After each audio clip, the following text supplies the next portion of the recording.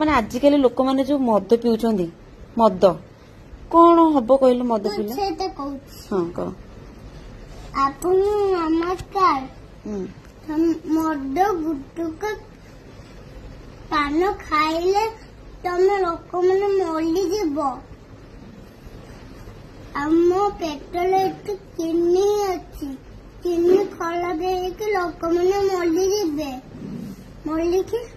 ମରି ତ ଯିବେ, ଉପରକୁ ପଳେଇବେ ଆଉ ସିଧା ଉଠ। ଆଚ୍ଛା ଏଇ ଯୋଉ ଗୁଟୁକା ଖାଉଛନ୍ତି, ଗୁଟୁକାରେ କଣ ମିଶୁଛି? ପଚା ଗୁଆଲେ ଗୁଟୁକା ତେଲ ହଉଛି। ତାକୁ ଯୋଉ ଖାଉଛନ୍ତି କଣ ହଉଛି ଅବସ୍ଥା? ଆଉ ମଦ କହୁଥିଲେ ତେଲ ହଉଛି। ପଚା ଜିନିଷରୁ, ନାଳ ପାଣିରୁ, ପଚା ଫଳରୁ, ପୋକ ଜୋକ ଫଳରୁ। ହଁ। ଆଚ୍ଛା ଏଇ ଗୁଟୁକା ଖାଇଲେ କଣ ହଉଛି ଦାନ୍ତ?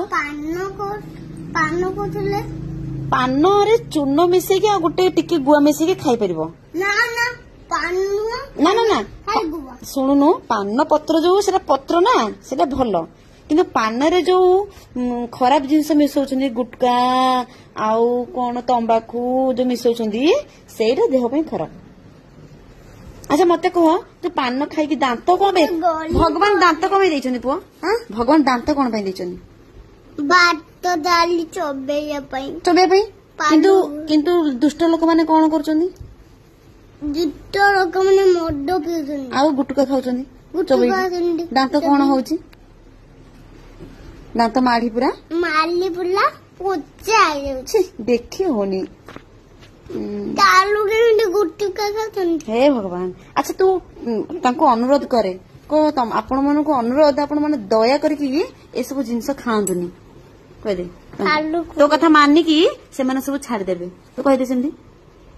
ମୋ ବାବା ମଦ ଫଦ ଛାଡିଦେଲେ ମୋ କଥା ଶୁଣିକି। ଆଉ ଲୋକମାନଙ୍କୁ କହୁନୁ ତୁ, ଆପଣ ମାନଙ୍କୁ ବି ଅନୁରୋଧ, ମୋ ଭଳିଆ ଆପଣ ମାନଙ୍କର ଛୋଟ ଛୁଆ ଥିବେ ନା। ନା ନା, ସେ ପାନ ଖାଉଛନ୍ତି। ତୁ ତାଙ୍କୁ କହୁନୁ, ରିକ୍ୱେଷ୍ଟ କରୁନୁ ତାଙ୍କୁ, ଆପଣ ମାନଙ୍କର ବି ମୋ ଭଳି ଟିକି ଟିକି ପିଲା ଥିବେ ନା, ଆପଣ ମାନେ କାହିଁ ଖାଉଛନ୍ତି, କହିଦଉନୁ ତାଙ୍କୁ। ଏଇ ଲୋକମାନେ ତୁ ରିକ୍ୱେଷ୍ଟ କଲେ ସେ ଛାଡିଦେବେ। ମୁଁ ତୋର ପୁଅଟି, ତୁ କହିଲେ ତୋ କଥା ଶୁଣିବେ, ତୁ ଟିକି ପିଲା ନା। ହାତ ଯୋଡିକି ନାମ କରିଦେଇକି କହ,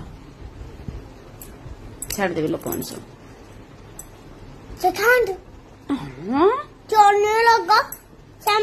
ଆମେ ତାଙ୍କୁ ଭଲ କଥା ଶିଖେଇବା ନା।